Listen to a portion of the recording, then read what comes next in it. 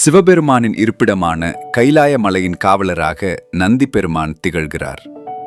ஆலயங்களில் சிவபெருமானுக்கு நேர் எதிரே அமர்ந்திருக்கும் பெரும் பேற்றை பெற்றவர் இவரே. நந்தி பெருமானில் 5 தனித்துவமான வகைகள் உள்ளன. இவை அனைத்தும் ஒருங்கிணைந்து பஞ்ச நந்திகள் என்று அழைக்கப்படுகின்றன.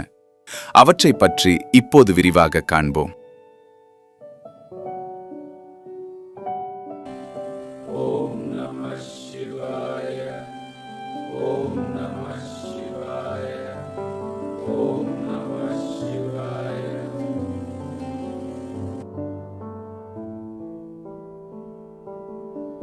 போக நந்தி ஒரு முறை பார்வதி தேவியும் பரமேஸ்வரரும் பூவுலகிற்கு செல்ல தீர்மானித்தனர்.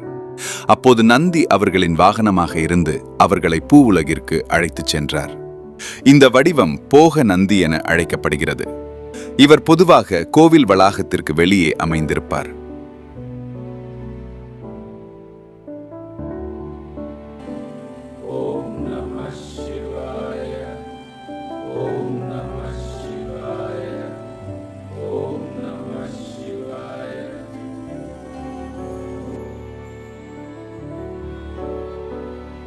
பிரம்மநந்தி படைப்பு தொழிலை தொடங்குவதற்கு முன் பிரம்மதேவர் சிவபெருமானிடமிருந்து ஆன்மீக உபதேசத்தை பெற விரும்பினார்.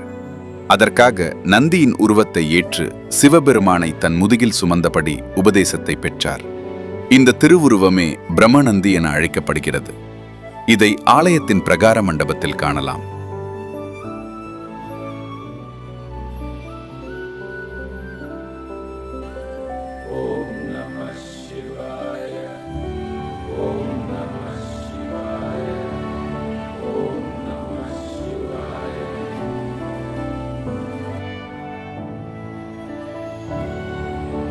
ஆன்ம நந்தி பிரதோஷ காலத்தில் வழிபாட்டை ஏற்கும் நந்தி ஆன்ம நந்தி என அழைக்கப்படுகிறார்.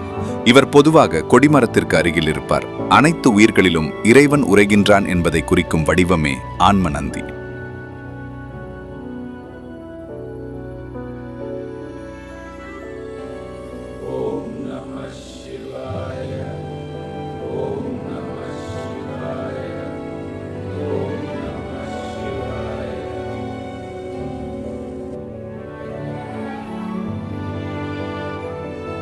மால் விடை.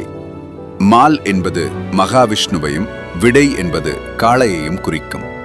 திரிபுராந்தகர்கள் எனப்படும் 3 அரக்கர்களை அழிக்க சிவபெருமான் புறப்பட்ட போது மகாவிஷ்ணு நந்தியாக உருவெடுத்து சிவபெருமானை தமது முதுகில் சுமந்து சென்றார்.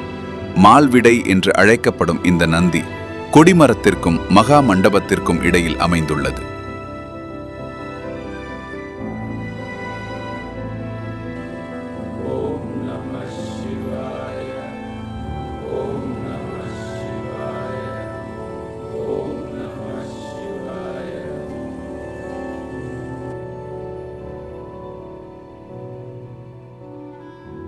தர்மநந்தி. இத்திருவுருவம் கருவறைக்குள் சிவலிந்த திருமேனிக்கு மிக அருகிலேயே அமைந்துள்ளது. பிரளய காலத்தின் இறுதியில் இப்பிரபஞ்சத்திலுள்ள அனைத்து உயிரினங்களும் உமாபதியிடமே மீண்டும் ஒன்றுவிடுகின்றன. அந்நேரத்தில் தர்மம் மட்டுமே நிலைத்திருக்கிறது. அந்த தர்மமே ஒரு காளையின் வடிவத்தை ஏற்கிறது.